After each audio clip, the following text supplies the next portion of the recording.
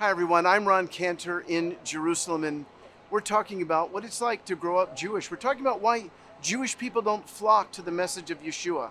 So in part two, I want to talk to you about some of the things that I understood.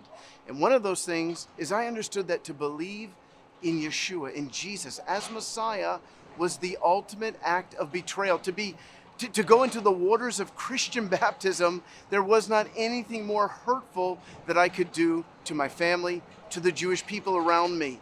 And the reason for that is because of all that we have suffered in His name throughout the years. So how did I come to believe in Yeshua? With all this against me, with everything telling me that I shouldn't even consider His message, why did I?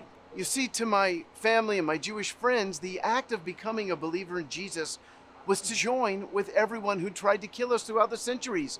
Whether it was in the 4th century bishops who outlawed Passover, whether it was the Crusaders who destroyed this city, Jerusalem, killing tens of thousands of Jews, or maybe in the Inquisitions in Spain where tens of thousands of Jews were forced to flee or convert to Catholicism.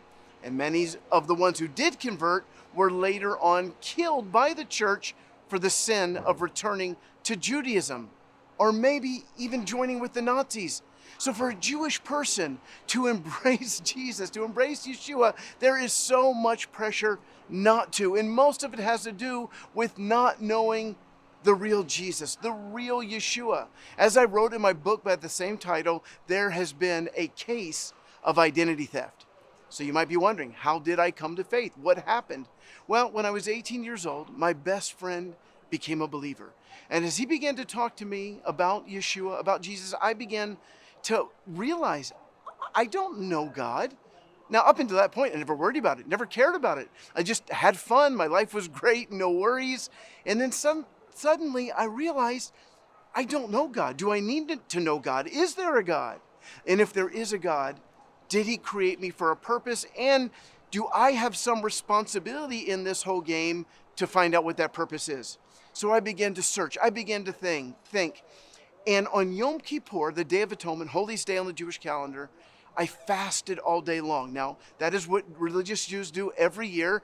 My dad is good, great, wonderful dad. He would always fast for the whole family. But at 18 years old, I knew it was my turn to seek God. And I fasted for 24 hours. And on that day, God did not answer my prayer. I did not feel forgiven. I was hungry. That is for sure. I'd never gone 24 hours without food, but I didn't find God. But He heard my cry. Because a month later, and I'm making a long story very short, a month later, I went to a movie about Yeshua. And it was powerful. I was crying. It moved my heart.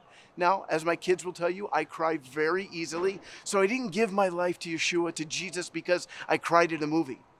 We got in the car. I was with a friend of mine, and we're driving home, and silence in the car because he's thinking. And I began to pray inwardly. And I said, God, I need to know the truth. Is Jesus the Messiah? Because if He is, I'll serve Him. But if not, I don't want anything to do with Him. And tell me how to serve You. And at that moment, my friend lost control of the car. It began to swerve from side to side. It flipped over upside down. We're now in the middle of nowhere, upside down. The car was a total loss, and we were fine. We got out of the car. We went into this house, and I realized one house. We're in farm country, North Carolina. And I realized very quickly that these people were genuine believers in Yeshua, in Jesus. And they began to share with me the gospel, that I'm a sinner, I need to be saved, that Yeshua fulfilled the prophecies of the Jewish prophets. And the more she talked to me, I didn't understand it. I didn't understand theology. But the more she talked to me, the more I felt the power and the presence of God, something that I'd never felt in my life before. And it was awesome. That night, I became a believer in the Messiah, and it changed everything for me.